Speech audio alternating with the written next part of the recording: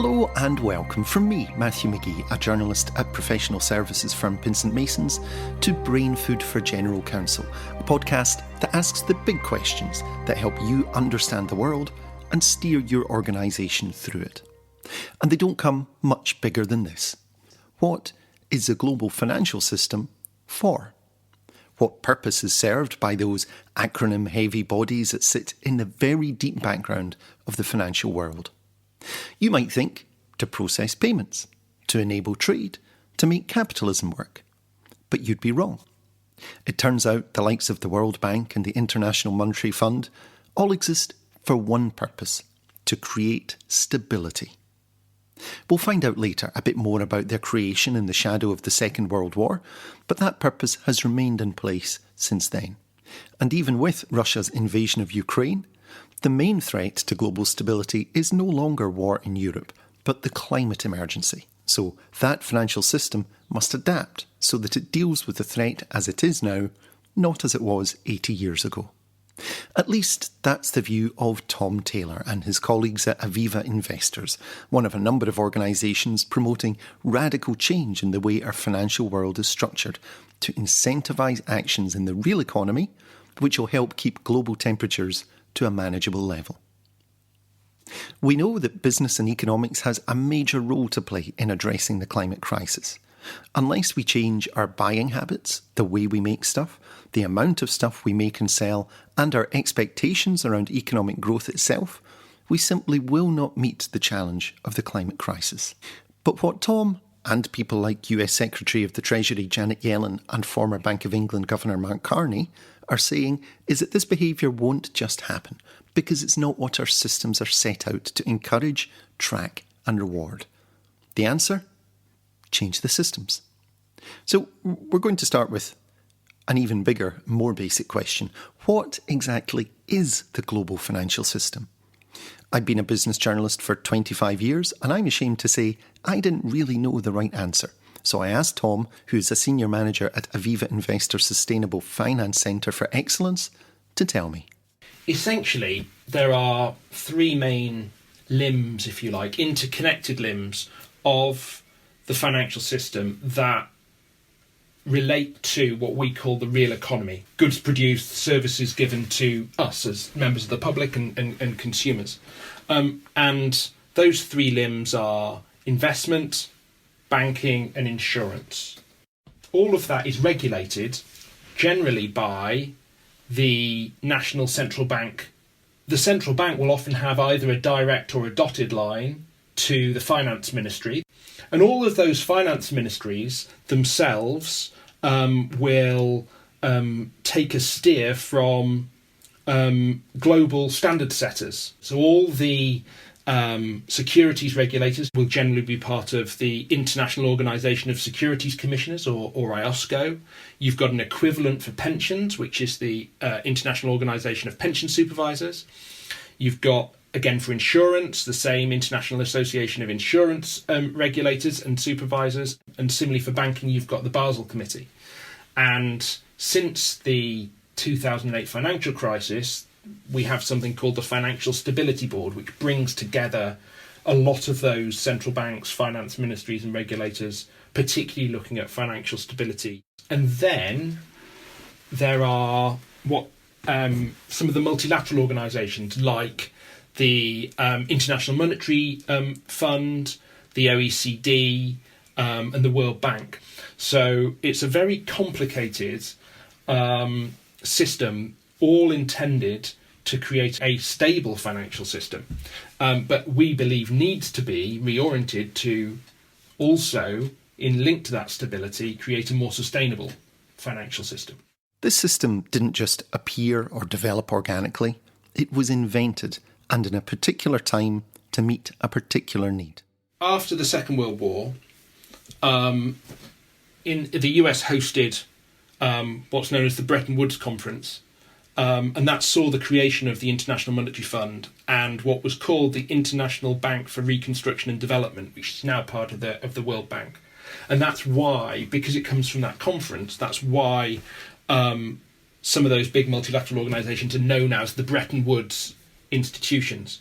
And unlike the Versailles Treaty after World War One, which saw sort of, if you like, a punitive regime imposed on Germany that ultimately led to the rise of fascism and Hitler and the Second World War. The intention was to put in a system of governance and global financial cooperation. So mutual economic interest meant that countries wouldn't ever go to war at the scale of World War II again.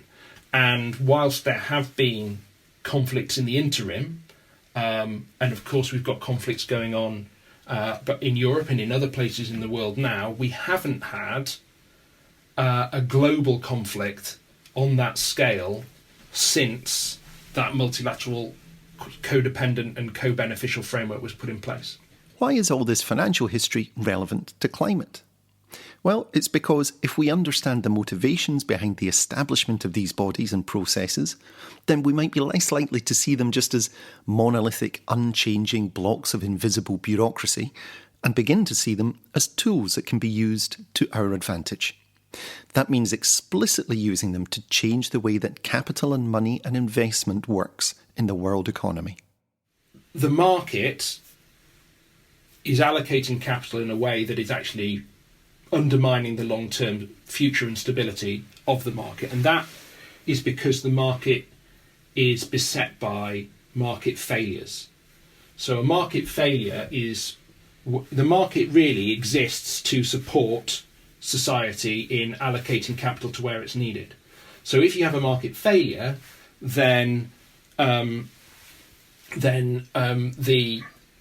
efficient or the allocation of capital that best supports society isn't happening, and therefore you need corrective action, and the corrective action should be taken by regulators and governments. And that's where that architecture we talked about comes in, because within that architecture are those with the power to direct how the market is corrected. So governments can do that and must do that. The biggest role here has to come from government. They can't just devolve dealing with the climate crisis onto financial markets. But what they can do is they can make the conditions so that finance actually is harnessed to deliver the political aims that they've got and that they've signed up to in the Paris Agreement, which is a slightly different thing.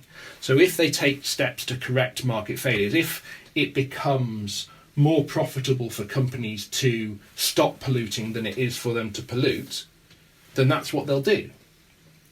It's kind of like follow the money. So that's why we believe reforming the way that finance is governed, is overseen, is an absolutely crucial part of this tricky conundrum that we find ourselves in. Because if money starts to flow, as the Paris Agreement 197 countries have signed up to part of the Paris Agreement says financial flows need to align with low greenhouse gas sustainable development. And that's not what's happening at the moment. So finding a way to close that gap through the way that finance is regulated is utterly critical. Because while government subsidy and action is really important, Pinsent Mason's climate and sustainability expert Euan McVicar says the job simply cannot be done without mobilising the massive amounts of private capital out there looking to be invested. A really huge part of when we talk about the global financial system and its role in dealing with climate and sustainability issues is we need to be funding through the private sector these initiatives. The amount of private sector capital that's available dwarfs that of public sector capital that's available for these purposes. And so setting things up in a way which encourages private sector investors to get involved and direct their available capital to investments that will be profitable, but also help deal with climate and sustainability issues is critical. The Paris Agreement target requires a massive amount of capital. That capital is not going to come from governments alone. It simply won't. Private sector capital has to be mobilised. And I think in the context as well of the amount of climate finance from developed countries' governments to be made available to the developing world did not meet the ambitions of the developing world, that's where we could start to see the role of private sector being really emphasised. And I think we see an increasing pressure from governments and an increasing trend through regulation to make sure that the providers of private sector capital are really incentivised to be doing the right things and making money available for things that will help with fighting climate change. Tom agrees and says the sums needed can be easily provided if private investment is mobilised. One of the reasons for finance being such a key part of this is that the transition that we need to make is going to require a lot of investment. So we sometimes hear that framed as being a cost, but actually I think it's better to think of it as an investment, because a lot of this will actually see benefits and financial returns. And equally, if we don't do things, we'll see a lot of value destroyed. Given that there is $500 trillion embedded in the financial system, estimates range between probably $1 and $5 trillion of investment a year between now and 2050 to make this transition work. The money's there, it's just not going to the right places at the moment. Can the financial system be used? Well, the money is embedded in the financial system, but at the moment, the incentives and the way in which that money is allocated is not aligned with a sustainable future. So as capital's being allocated, as choices are being made by banks, by insurers, by investors, it's not aligning with a 1.5 degree world. And so finding ways to shift those incentives is absolutely crucial. Let's remind ourselves of the stakes. If we don't use every tool at our disposal, including the global financial system, to tackle the climate emergency, then the impact on all of us will be severe. Mass migration as people move from areas no longer fit for human habitation, disruption to food supplies, flooding and extreme weather. Life on Earth will be fundamentally altered. The climate crisis is an enormous global security risk. We're going to see social impacts. So we've seen extreme heat in, for example, India and Pakistan over the last few weeks, temperatures touching 50 degrees centigrade. And at that temperature, the human body outside can't function. It's too hot for us to cool our bodies via sweating, and the body starts to shut down. And in a lot of countries, it's just not feasible to avoid the midday sun. You don't have air-conditioned buildings to go into. And so ultimately, if that happens regularly, people are going to have to move where they live.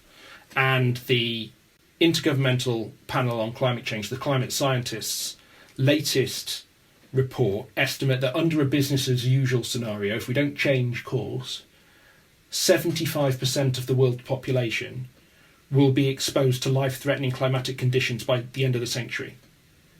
So if you have to move 75% of the world's population to somewhere else, there is clearly going to be huge instability. So as well as the, if you like, the moral reasons for addressing climate change, the economic reasons for addressing climate change, from a pure stability, avoiding future wars point of view, changing course is an absolute imperative, because there isn't going to be a realistic way to avoid wars if 75% of the world's population are moving. Some of the biggest voices in finance are now speaking out to encourage structural change to direct investment towards climate solutions, including former Bank of England Governor Mark Carney and US Treasury Secretary Janet Yellen. So what is the mechanism that will bring this change to bear on the financial system? How will it actually happen? Relatively informal groupings of rich nations will be the key, says Tom. Finance will take its lead from those who regulate it, and that will shift the system. At the moment, it's nobody's job. Nobody specifically is told, if we're not aligning the financial system with 1.5 degrees, who isn't doing their job? And that job, therefore, needs to be given to these big organisations. And in the main, they take their lead from the G20 countries, so the 20 biggest global economies. So, for example, the FSB being set up after the 2008 financial crisis, that was set up using the power of the G20 governments and the TCFD, so the Task Force for Climate-Related Financial Disclosures, which has pretty much become the gold standard for how companies and finance report on their climate-related financial risks. That came from a G20 communique saying the FSB should look at disclosure, and so it did so. So getting the biggest governments to say to these regulators, yes, we need you to change what you're doing, review how you're governing finance and make it more closely aligned to 1.5 degrees is really important. These changes will filter down into the organisations businesses and consumers deal with, investment and retail banks. Euan says that the financial services industry will be used as an engine for change. There's a number of programmes underway where financial institutions can take different steps to help align with that 1.5 degree target. And a large part of that will be making available capital in the developing world for the transition activities that need to be financed. It perhaps seems unlikely that the climate finance ambitions of developing countries will be met through handouts from the developed world, particularly as we enter a period of economic difficulty on a global basis. The pressures on developed world economies are going to continue to grow, and I think the making available of government finance to solve some of these problems is going to remain a sticking point. So the private sector has a big role to play, and we definitely see governments and international institutions almost making the financial services sector the policeman for the climate change agenda. And by regulation and increased in transparency requirements being imposed on them, asking them to do that heavy lifting on climate change. This might involve creating new ways of investing, or even entire new organisations to generate the change that is needed. Euan worked for one of those, the UK's Green Investment Bank, and says that they have an important and evolving role in directing investment, but also in proving that this can deliver returns to investors. The Green Investment Bank was set up as a policy device to help deal with perceived lack of liquidity in financial markets following the financial crash of 2008 and the consequent ripples of that crash, and a lack of liquidity in the finance market for green infrastructure of various sorts. And as a policy instrument, the bank was set up to make funds available under certain circumstances. But fortunately, it was set up in a way that it was able to invest anywhere within the capital structure, because it became clear that actually the main issue was not availability of senior debt, because international banks bounced back quicker than people expected them to, but it was actually a lack of equity, because equity investors were not comfortable with the risks around this emerging asset class of offshore wind. The demonstration impact is the other aspect, because the bank had to operate in a way where it was making good commercial sound investments on the same terms as commercial investors would were they in the market. And that was twofold: once to comply with state aid rules, but also to show to the market that these investments were good, sensible commercial investments that would make a profit, and therefore to encourage and crowd more capital into those markets and to have a demonstrator effect in the market. This isn't to say that governments are off the hook for climate action, though. They are critical agents for mobilising private finance to act. Governments need to create the conditions under which the financial system accepts responsibility for action. And to do this, they need to work together, says Tom. It's all hands on deck, in essence. You know, there is no point in one country happily saying, well, we're carbon neutral because greenhouse gases don't respect borders, global warming doesn't respect borders. So it is we're all in this together type situation. We need global cooperation at the political level. We also, as regulated businesses, hugely react to the signals that we get from regulators in terms of how we should behave. And we're already seeing some of this sort of within the mandates that the regulators have. So the regulators have said, that regulated firms in finance need to address climate-related risks in the way that they manage their business, for example. Although that's sort of happening, it's not happening at the pace that it is needed, and it's also not aligned with a mandate given to those regulators to say, we need you to regulate the financial system so that we end up with a financial system that is aligning with the net zero transition. That's at the moment not written into what their job is. So governments have signed up at the international treaty level in the Paris Agreement, say we will align financial flows. The next bit that they haven't done and that we think they should do is say to these multilateral institutions and regulators, we need you to help us fulfill our commitments because, as you say, finance is global, governed globally as well. And so put into the mandates of those regulators and multilateral organisations, part of your job is moving us towards that 1.5 degree future. And if that suddenly becomes a core part of their mandate as opposed to something they do a little bit off the side of their desk, then finance will take its lead from those who regulate it, and that will shift the system. One of the most successful tools being used is transparency. Customers, regulators and investors are increasingly demanding to know what the source of funds is and what projects it will be invested in. Euan says that regulators are policing ever more keenly acts of greenwashing, making misleading claims that investments are ecologically sound, and that behaviour is changing radically because of this. And Tom tells us that Aviva investors and others are creating bodies to promote this radical transparency, such as the International Platform for Climate Finance. That transparency around risk management is the driver for change, because as institutions become more transparent about this, those who are seen as being transparent and open and having the best processes in place will start to see the advantages of that, whereas those who are lagging behind will be seen as not having the right risk management processes in place.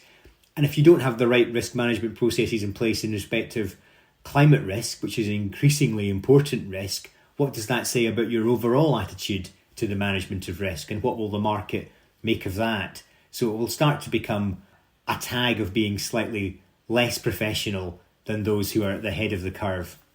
We're part of a coalition that we've convened that has a lot of different types of organisations in it: financial institutions, think tanks, NGOs, policymakers, law firms, who are all talking about these issues. So the grouping, the coalition, is the Coalition for an International Platform on Climate Finance, and that exists to advocate for reform of the international financial architecture, to align it with 1.5 degrees. We believe within a reformed financial architecture, if you look at it, there are gaps, and one of the gaps is how do you help, in particular, developing countries access private finance at scale to help fund their sustainable development.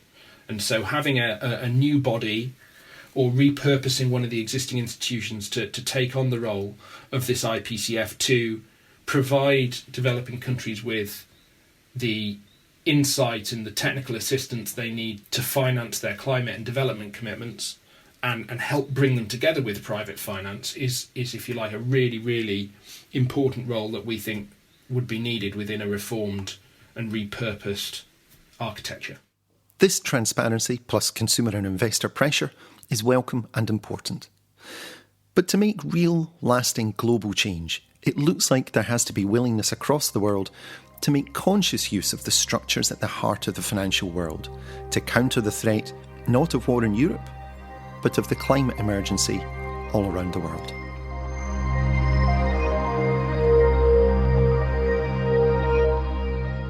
Thank you for joining us for the latest Brain Food for General Counsel podcast.